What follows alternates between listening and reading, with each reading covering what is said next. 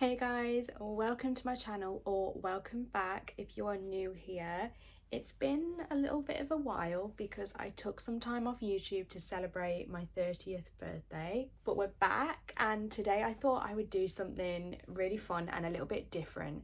So I am going to be tier ranking basically every romance book that I've ever read for you guys. I've only been reading romance since I started Book Talk in 2022, so I'm really intrigued to see if my opinions and star ratings of books that I read back then are gonna hold up now. So let's see, and let's get into the video. Okay, let's get into it. As you can see, I have a lot of different books here. Some that I've read recently, some that I haven't read recently, and I've separated my tier ranking into 4 different sections. God tier, which I feel speaks for itself, Slay, which also speaks for itself, Fine, which is like your average or good reads, It's a No, which is the reads that I finished but disappointed me, and then a category for the books that I actually fully DNF'd. So the first one on the list, as you can see, is Icebreaker. Icebreaker is a tricky one because I read this when it first came out, which is when I was new to romance, and I was definitely still in my era of giving every single book like 4 or 5 stars.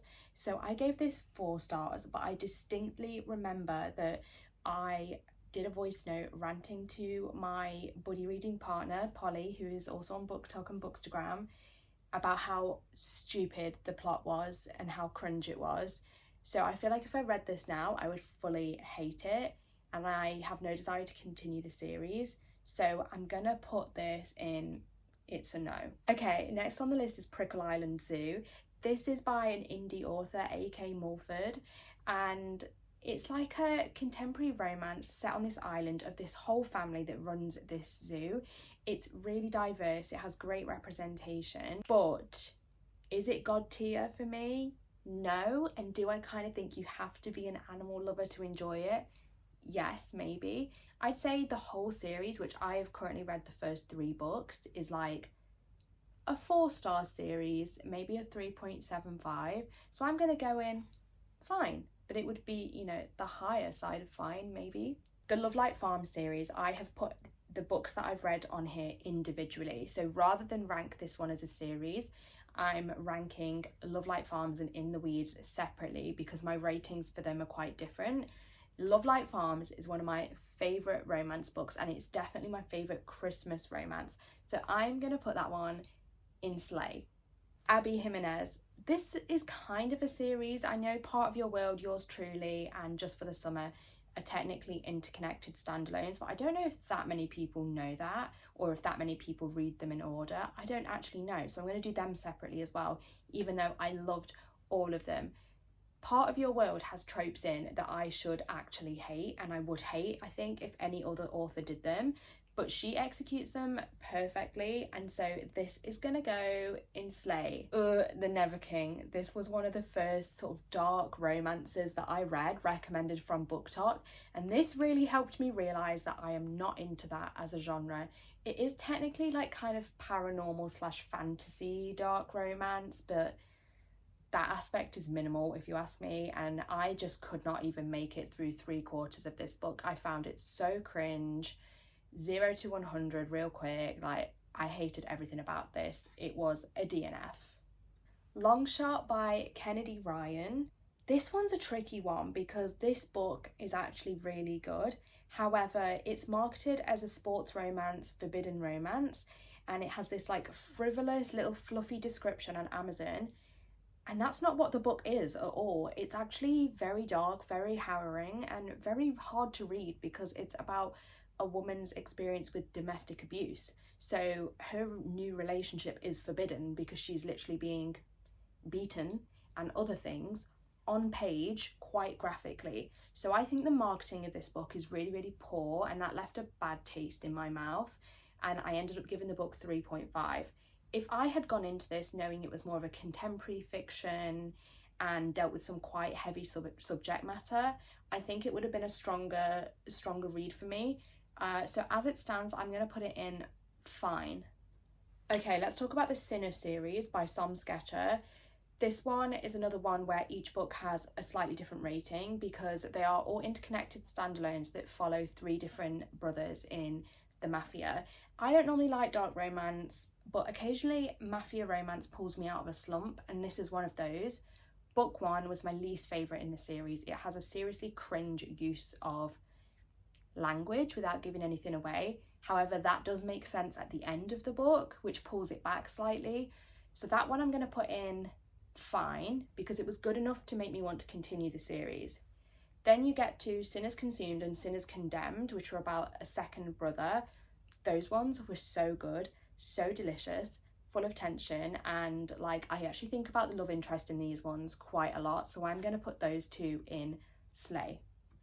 Beach Read by Emily Henry. If you know me, if you follow me on any of my other channels, you know Emily Henry is an all-time favourite author of mine, and this book particularly was what made me like a true contemporary romance lover. There is no other option than to put Beach Read in God tier for me. Book Lovers was actually the first book I read by her, and I still really enjoyed that too. Since reading her other ones, I would like to do a reread of this just to see how it compares now that I'm up to date.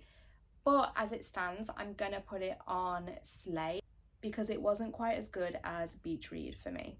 Then we have Abby Jimenez's other book, which is Just for the Summer. Absolutely loved this. 5 stars, so emotional. However, even though it was a 5-star, I actually don't remember that much about the plot or the love interest. I just remember that I really liked it.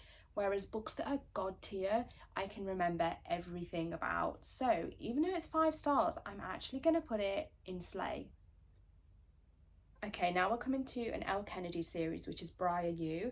Briar U is a hockey romance series set in college, and it's a spin-off of the Off-Campus series, which you might have heard of, particularly its first book, The Deal. I'm a big Elle Kennedy fan. I've read nearly all of her hockey romance books at this point, and the first 2 books of Briar U I did really enjoy. They do have slightly different ratings though.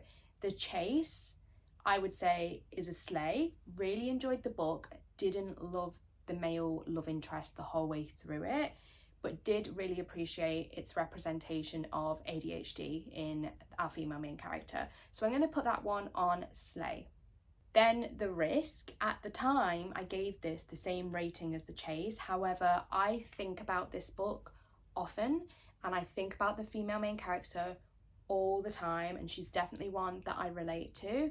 I think this book deals with a quite sensitive topic really, really well, and it has that sort of black cat female main character that I absolutely love, and kind of like a rivals to lovers forbidden romance too. So this is going to actually go in God tier. After Off Campus and Briar U, you then have her Next Generation series, which is the College Diaries, and book 1 in that series is The Graham Effect, and this is about the main couple in The Deal's child. This is one of my favourite romance books. It's definitely my favourite ice hockey romance book. There's no other option for this to go in God tier. It was a perfect next gen story. The Dare, another Elle Kennedy book. This one is after The Risk and The Chase in the Briar U universe. Unfortunately, this book dips in interest a lot for me. I really remember nothing about this book. I don't remember particularly loving the love interest or the female main character, and I just never ever think about it, never have the urge to reread like I do with her other books. However, I know that I did enjoy it at the time. It's just that it didn't compare to her other books, so I'm gonna go for fine. Okay, Double or Nothing by Cindy Steele was accidentally a find I wouldn't normally read, and what I mean by that is it's closed door. I have nothing against closed door romances, and I actually read books quite often that have no spice because I read a lot of young adult books, but I don't normally specifically look for romance that rules out explicit scenes because I'm fine with them. But I saw someone recommend her Christmas book on Book Talk, and then I ended up reading a couple of her other stories, and I really enjoyed her books. Although they have no spice, they do have tension, and of course when you're not relying on the explicit scenes, you have to build the romance in other ways. I don't remember too much about it, but I do remember that I had a good time, so I'm going to put it in fine. But it was like a good find, you know. Dungeons and Drama. This I found in Germany on holiday. It was an English edition of the book, but I had never seen it in the UK. It's almost like Ali Hazelwood for teenagers. It is YA, and it does remind me of her YA book, Check and Mate. If you like her, you will like this. It's essentially about two teens who are sort of forced together when the girl ends up working in her dad's gaming shop. The guy is like a nerd, he has all these D&D friends, and she gets roped in. It's very grumpy sunshine, it's very cute, and it's very cozy. I had low expectations of this, so maybe that's why my review is a little bit high, but I had such a good time. It was so easy to read and I flew through it, so I'm going to put this in Slay.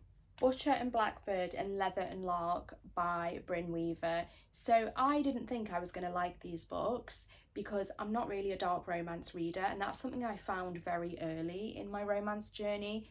But I was seeing that people were saying these were really funny and they were a bit different, so I thought I would give them a go. Butcher and Blackbird follows two serial killers who are sort of having a competition, and funny does not sound like it would fit this scenario, but it is hilarious. And I also just really loved the love interest.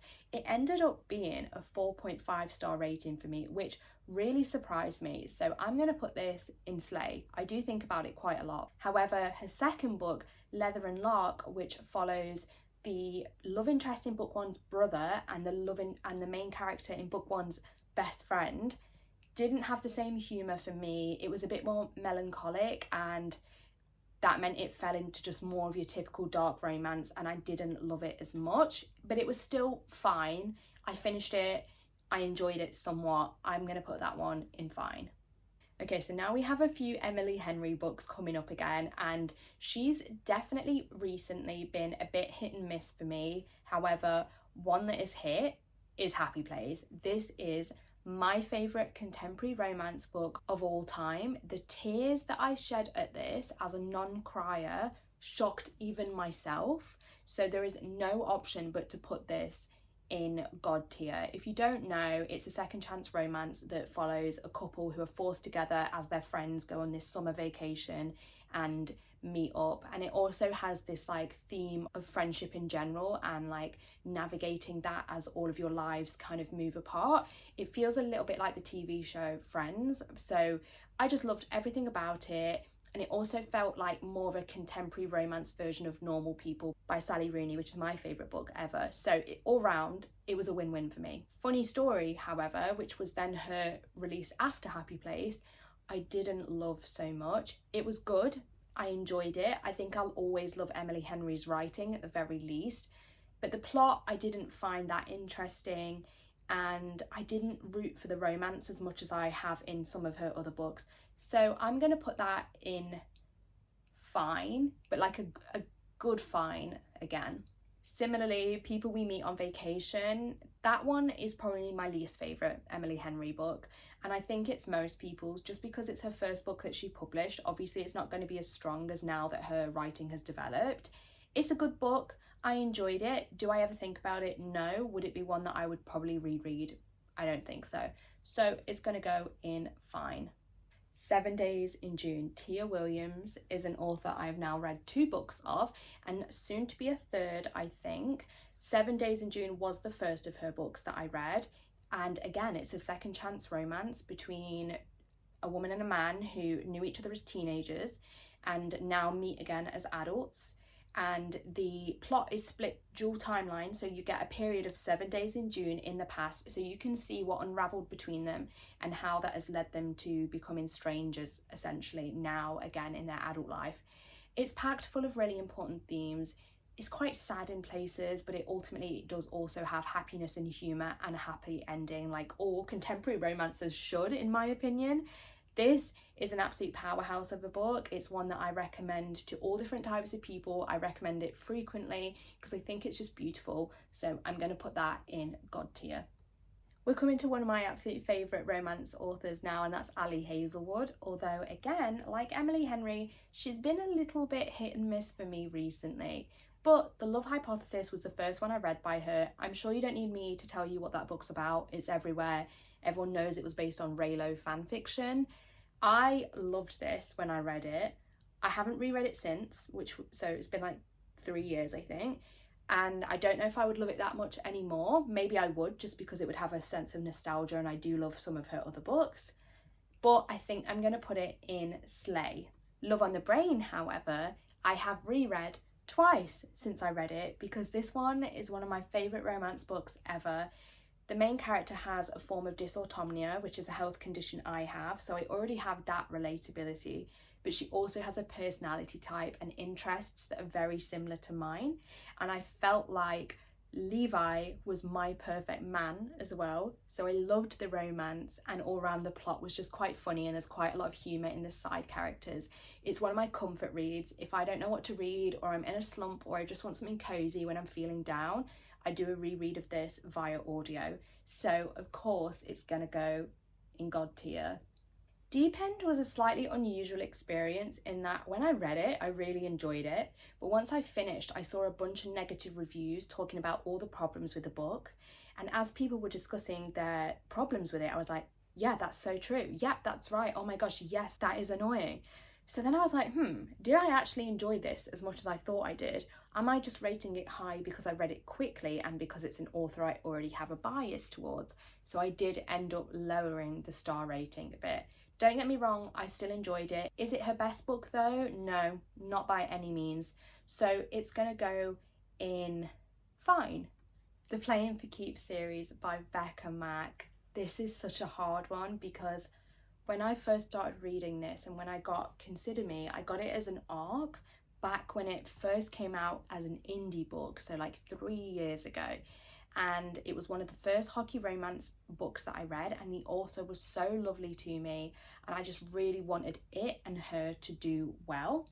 I was also still in the era of giving everything 4 or 5 stars, and although I still love this book, I love this book because of its context in the further series rather than its individual strength. If I read this now, I know that I would not like book 1.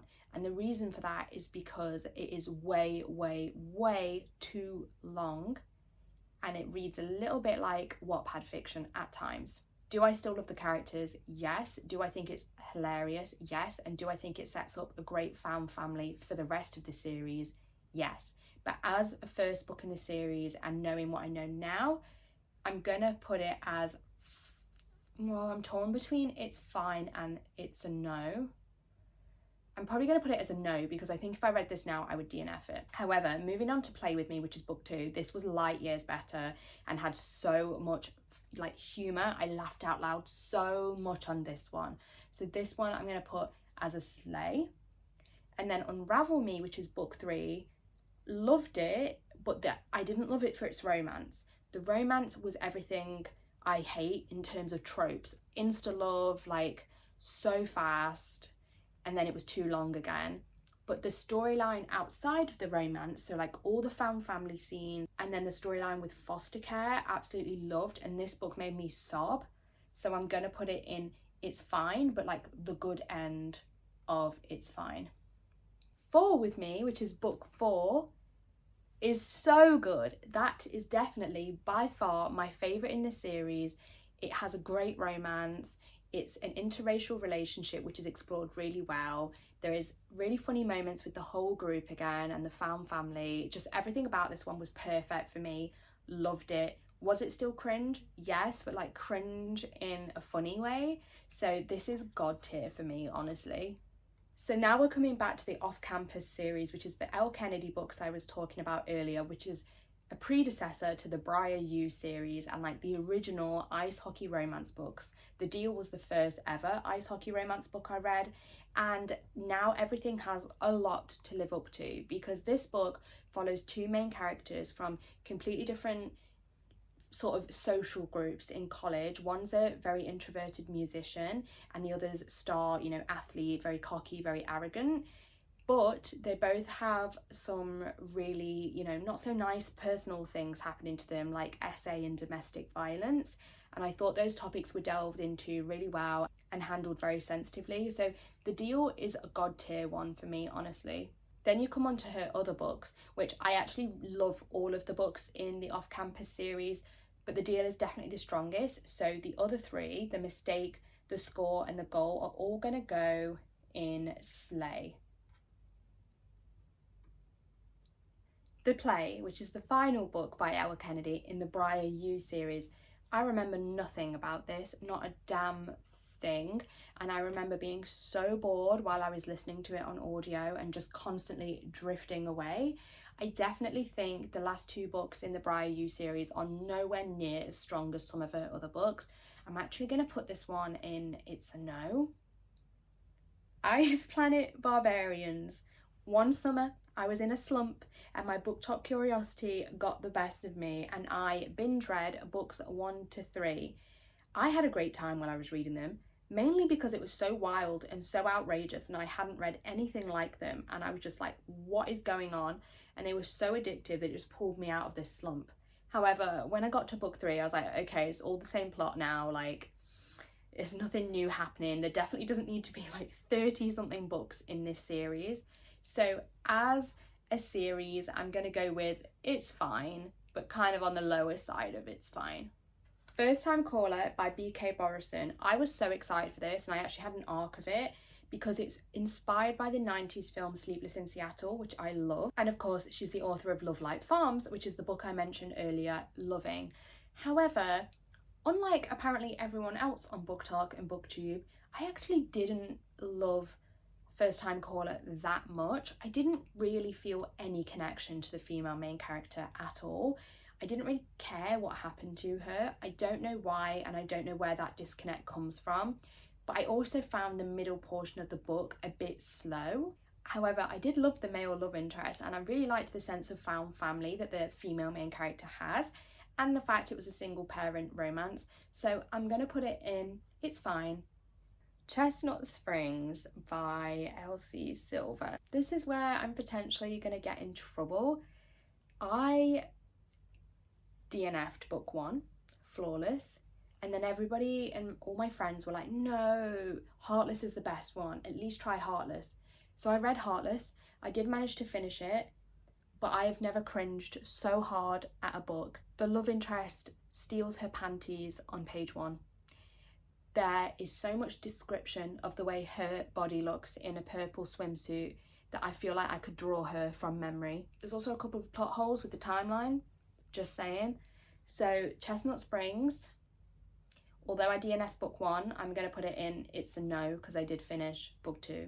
Check and Mate, Ali Hazelwood's young adult book that I was talking about earlier. This is set in the chess world, deals with misogyny in the chess world, as well as our female main character is a girl, of course, and it also has themes of like being the eldest sister and the responsibility that comes with that. And then she's also bi, so there's some great representation there, and I remember I really liked the love interest. It's 4.5 stars at the time, so I'm going to put it in Slay. I would reread that, I think. The Player Next Door by K.A. Tucker. I feel that the cover says enough there for me to not even kind of talk about it. The reason I went to read this book, even though the cover is very cringe, was because her fantasy series is very popular on BookTok, but this was horrendous. I've never read such an unlikable, naive female main character, so it was a DNF for me, unfortunately. It Happened One Summer by Tessa Bailey. My friends liked this and they told me to read it. Unfortunately, it did not land for me. There was just some sort of 0 to 100 insta connection that happened that I did not vibe with, and I really did not like her female main character. I've read another Tessa Bailey novella since, and I just think that overall she's not a writer for me. So I'm going to put this in It's a No. Brutal Prince by Sophie Lark. I disliked this book before I heard what type of person Sophie Lark is, and now I dislike this book even more. It's a No.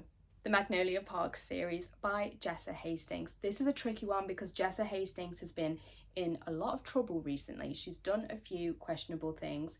One of them is defend a creator who definitely has done some controversial things, including making thirsty comments about a character that's a minor.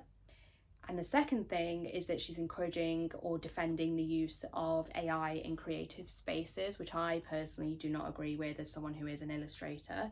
But I don't know if she's done anything yet that's like enough to be cancelled for. For now, I'm going to continue talking about these books in the context of this video, but yeah, just be aware that she has done some questionable things recently. Magnolia Parks as a series, honestly, it like changed my reading experience and what I expect of romance books and what I imagined could be possible with romance books. Magnolia Parks became like my most tabbed book ever. I think her writing is very Marmite in that you will either love it or hate it. Personally, I absolutely love it. It feels like poetry. It's very lyrical. So Magnolia Parks is going God tier.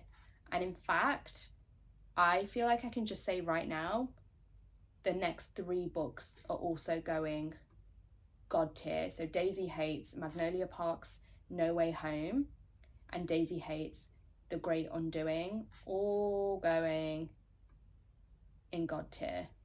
Oops, no, accidentally put Into the Dark in God tier, but that one I was actually going to say is where things start to fall apart for me.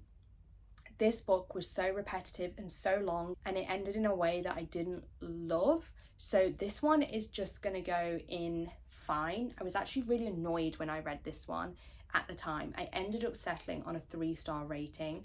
I think if I read it again now with, you know, my expectations lowered, I would enjoy it more. The Haunting Adeline duet, I think it's actually called the Cat and Mouse duet. Again, I read these when they first came out because they were trending everywhere. And this was actually the first ever dark romance that I read. So talk about throwing yourself in at the deep end. I didn't hate these. I definitely didn't love them, but they had this sort of weird addictive quality that meant that I couldn't put them down. But it was also sort of like in horror, like this is like a car crash, I need to see where they go. So it's a bit of a funny one. I gave it 3 stars at the time, but this is also when I was a lot more generous with my star ratings. I feel like if I read them now, it potentially would be a DNF, and the spy scenes are just not for me at all. So I'm actually going to go with it's a no. I don't think I've ever put it in a recommendation video in my life. Books 1 to 3 in the Cherry Peak series by Hannah Cowan. I was actually a influencer on her team for her at one point, and I decided to stop because she did something I didn't necessarily align with. I think it was that she fired her audiobook narrator because he made a statement about being pro-Palestine, and that just didn't sit right with me. So I stopped reading them after that. Before that, I enjoyed the books, but they weren't amazing. They were just like easy read, small town cowboy romances. But that paired with her personal decision, I'm going to go with it's a no. Faking Christmas, that's the other closed door Cindy Steele romance book that I was talking about. So that's actually how I found her books. Someone recommended this as like a Christmas read, and I didn't know it was closed door, and I absolutely loved it. I gave it 4.5 stars, had such a good time, and yeah, just really enjoyed it. So I'm going to put that in Slay. Burned, which is book 1 in a cowboy romance series by Ivy Jackson. I've only read book 1. This was okay. I honestly couldn't tell you a single thing about the plot. Can't really remember anything about it other than the fact it was cowboy romance. I think it was single parent as well. Can't be sure though. So I feel like there's no other option to put it in It's Fine, because I know I enjoyed it at the time, but I can't remember anything about it. And I think I thought at the time that it was bang average. Breakaway by Grace Riley. I think this is actually book 2 in a series, but I didn't know that, so I read this one because the publisher sent it to me. This is sports romance, which I normally love. However, I like my smut to plot ratio to be like 80% plot, 20% smut. This was more like 80% smut, 20% plot, and so it just didn't land for me. Some of the smut as well was just like not really my vibe. So like, yeah, I read it, it was kind of fine, but would I recommend it? No. And have I ever continued the series? No. So it's going to go in it's a no. Similarly, A Not So Meet Cute was a romance book that was recommended through Book Talk. I picked it up. The first 20% I really enjoyed, and then it all started to fall apart and the female main character became very annoying. And yeah, it just didn't land for me. I've never thought about it since. I think I've recommended it a couple of times, but I think now I wouldn't, so I'm going to put it in it's a no. Does It Hurt by H.D. Carlton. It hurt to read that book, let me tell you that. I made this about 20% in. So obviously that tells you everything you need to know about that book. It's got to go in DNF. Not Another Love Song by Julie Soto. I had such a mixed experience reading this. I really enjoyed the musical setting, their interests being out of the norm in a romance book, the academic rivals sort of dynamic between them, but I hated the love interest. All he did was neg her. He was so rude to her for literally no reason. So that did spoil the book a little bit for me. I don't think I really ever recommend this to people. And honestly, when I think about it, I just think about how much I hated him. So it's going to go in, it's a no. Love in the Time of Serial Killers has the most stunning, iconic cover. And I love things to do with true crime. I love pop culture. So in theory, I should have loved this. But it just felt like there was pop culture references plonked in every other sentence. And I just was not interested in the plot or the characters whatsoever. So I actually DNF'd that one. Sparrow Falls books 1 to 5. I've read them all. They're all roughly between a 3.5 and a 4-star rating for me. It's small town romantic suspense. The good thing about them is they're super cozy, the found family is great, and usually the plot has a suspense that makes them addictive. However, they are quite repetitive and they do get very samey. So I'm gonna go it's fine, because I do still recommend them sometimes. The Dixon Rule, which is book 2 in the College Diaries, which is Elle Kennedy's next gen series. I really enjoyed this. There's a lot of people that I saw gave this negative reviews, but I really liked how the theme of domestic violence was handled in this. It didn't have much hockey in it for a hockey romance, but overall I enjoyed it. So I'm going to put that in Slay, because I think I gave it a 4.5 star rating. The Rebel Blue Ranch series is honestly like one of my favourites ever. It got me into cowboy romance and they are such a comfort read for me. I really love how Lila Sage puts all of these neurodiversity or mental health representation themes in the stories. Honestly, Dusty Tucker might be in fact he is one of my all-time favourite book love interests. Oh, but literally books 2, 3 and 4 were all a 4.5 star rating. Done and Dusted was a bit lower, it was a 4-star, but obviously it's book 1 in a series and sometimes it takes a while for like the found family element to build, and that was the case in these. But overall it's a god tier series for me, because I honestly think about them daily and I'm fighting a reread all the time. In the Weeds, which is book 2 in the Lovelight Farms series by BK Borison. This is the one that I didn't love as much as Lovelight Farms. It was still good, but just nowhere near as good as book 1, and I just didn't really connect with the love interest. He definitely struck me as a bit over dramatic, so I'm gonna go with It's Fine. Love Song for Ricky Wilde is the other Tia Williams book, and she just never misses for me. This feels a little bit like the unmaking of June Farrow had a baby with her other book, 7 Days in June. Really enjoyed this. Wasn't quite as good as 7 Days in June though, so I'm going to put it in Slay. Nightshade by Autumn Woods. I had low expectations going into this. If you don't know, it's a dark academia romance with a suspenseful thriller subplot. It's so unique, but it has the perfect cozy autumnal vibes. It's set in Edinburgh in this like big academic castle. It's full of kind of like misty days and rainy weather. Honestly, the romance in this is so good. I am foaming at the mouth for book 2. This has been my favourite romance book of this year, so it's going in God tier. The Wall of Winnipeg and Me is a sports romance by Mariana Zapata. If you've never read Mariana, she is the queen of slow burn, and slow burn is one of my favourite ever tropes, and another one of my favourite ever tropes is Grumpy Sunshine, and it also has that. Aiden and... wait, her first name has gone out of my head. Anyway, Aiden and this female main character have to fake date so that he can get a visa to extend his stay in Canada, and it's just the most delightful tension, miscommunication. It's honestly one of my favourite romance books. It's going in God tier. It was a 5-star read. I could not put it down. Another Mariana Zapata, All Roads Lead Here. This is more of a cozy small town romance. Has single dad, has found family, and quite a big storyline of healing from grief. Absolutely loved this. It is a little bit slower in plot progression than Wall of Winnipeg and Me, so I gave this one a 4 stars. So I'm going to put it in Slay, but honestly I do think about it quite often and I would really like to do a reread soon. We've now got 4 Ali Hazelwood books, one after another, with varying different opinions on them. Love Theoretically is another one of her STEM based ones where it's like professor or someone in science that are kind of forced to work together in this enemies to lovers, work rivals relationship. This one had really good themes of chronic illness. There was a lot of Twilight pop culture references, which I appreciated as a Twilight lover. And so I'm going to put this one in Slay because it was amazing, but it wasn't one of my favourites by her. Bride, however, is obviously a really popular one. It's paranormal romance, which was the first paranormal romance that she had done. It's a werewolf and a vampire forced into a marriage of convenience to stop the war between their species. Unfortunately for me, I did not like this. There were so many plot holes. The fantasy elements were lacking. The world building was lacking. It still had a lot of STEM elements, which I hoped it wouldn't have to make it more different from her other books. And yeah, I just did not really gel well with this. So I'm going to go with it's a no.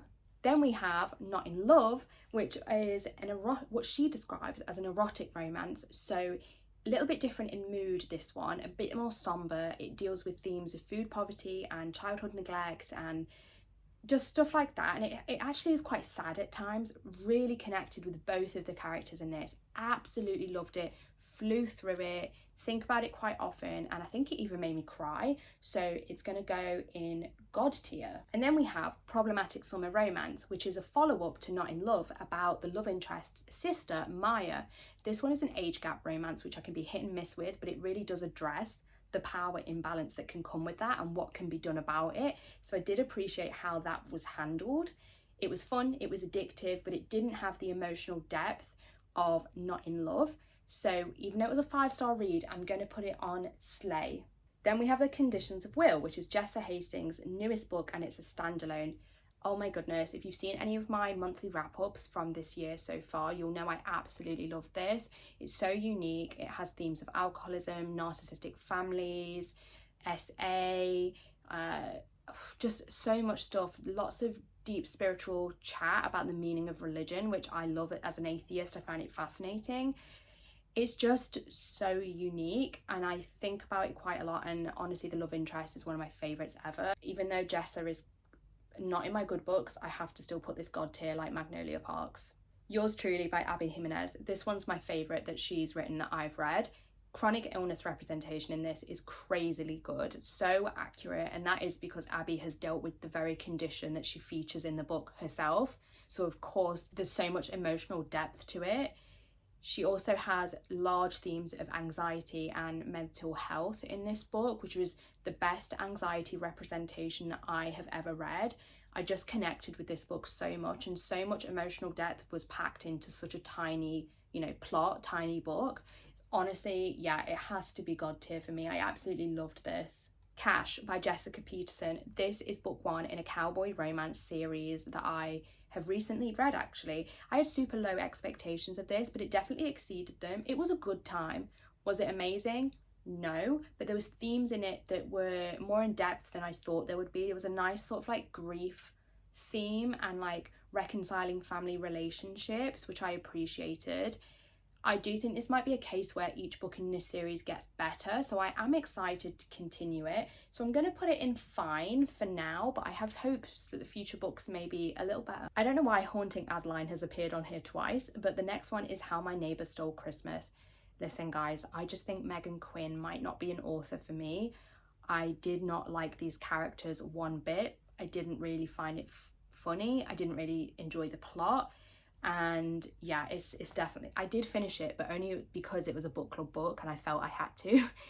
I would have DNF'd if I was just reading on my own, so it's gonna have to go in it's a no. And then Haunt Your Heart Out was like a spooky small town romance. It's sort of gives you spooky season vibes, but it's also set in winter, so it kind of works for like November time, I would say. This was fine. I didn't love it. There was definitely a lot of flaws that I noticed. I didn't connect with the characters. The plot wasn't super exciting, but it is just an easy read and you will get through it.